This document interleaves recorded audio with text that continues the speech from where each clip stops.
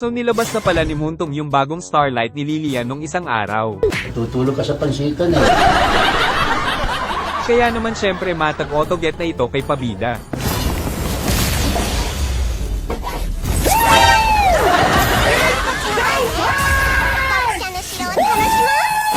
Walang titili, walang sisigaw! Makakaya! Pagkakuha ko nga ay di ko na din pinatagal at isinabak ko na agad ito sa team recruit. Kaso nga lang mali yata ako ng napasukang lobby. Ani may nakawa ko na eh, mapa eh. Teka, ano sinasabing to? Para pangalan eh, papuan. Pabida. Pabida. Pabida, bida. Kumakanta pa. Mukhang mapapalaban yata si Pabida sa English speaking ngayong araw. Wow, sosyal. Di ko talaga alam kung ano ba sinasabi ng mga ito kaya sabi ko na lang ay sa gold lane ako kaso mukhang di pumayag ang mga ito. Golan, no. Ay, will golan. You go room. Pero ang ending ay mukhang napapayag ko naman ng mga ito na ako ang mag-MM. Sakto din dahil kakakuha ko lang ng skin ng MM na ito. MM tiro. Pabida, bida. Pabida.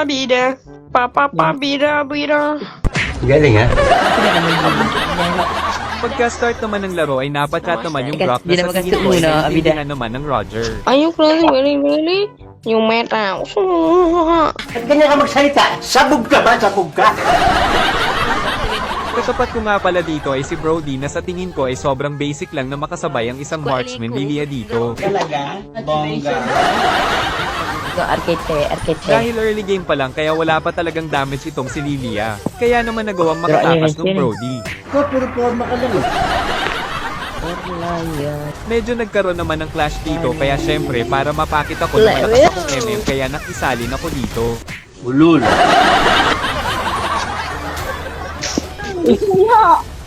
Nung nakatakas naman yung Brody ay balak yung tumakas nung Atlas.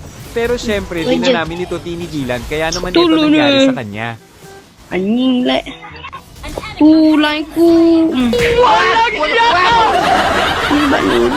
Ayaw pa din talaga ako tigilan ng dalawang ito sa lane ko kaya naman di na din ako nakatingis at nakipagsabayan na rin ako sa kanila kaso ito naman nangyari. FREE mo.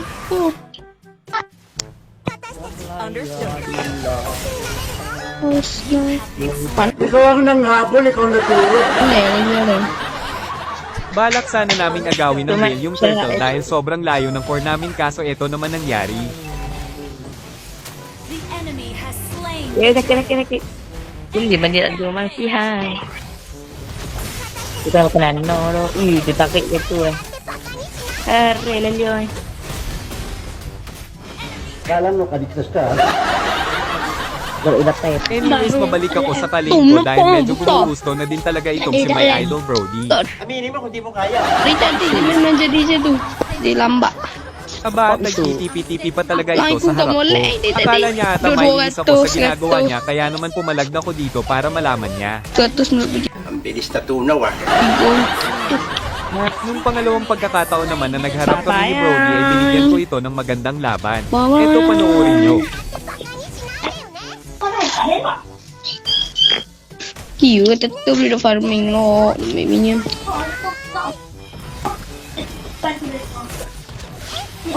Paya. Balak ko naman sanang agawin dito yung Lord kaso nga lang nakuha naman ito ng Benedetta. At nung pauwi na sana ako ay medyo nagka-problema naman kaya ito nangyari. Talian nyo! Our turret has been destroyed. Initiate retreat. Understood. Ally has been slain.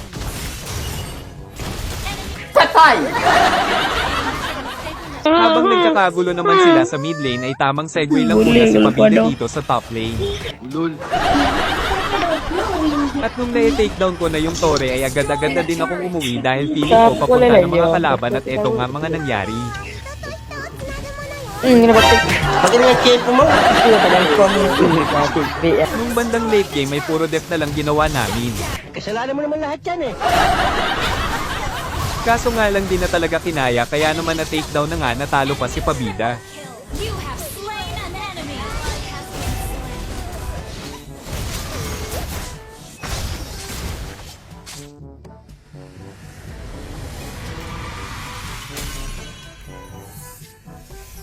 defeat. Talo!